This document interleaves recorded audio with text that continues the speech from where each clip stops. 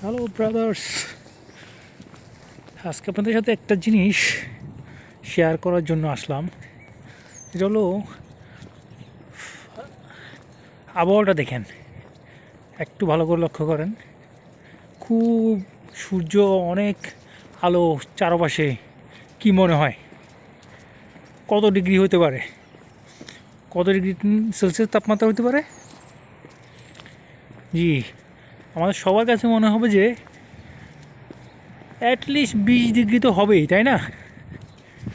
তেমনটাই তো হওয়ার কথা, কিন্তু না ভাই। এখানে এখন 1 ডিগ্রি সেলসিয়াস। এখন দুপুর 1টা বাজে, এখন 1 ডিগ্রি সেলসিয়াস।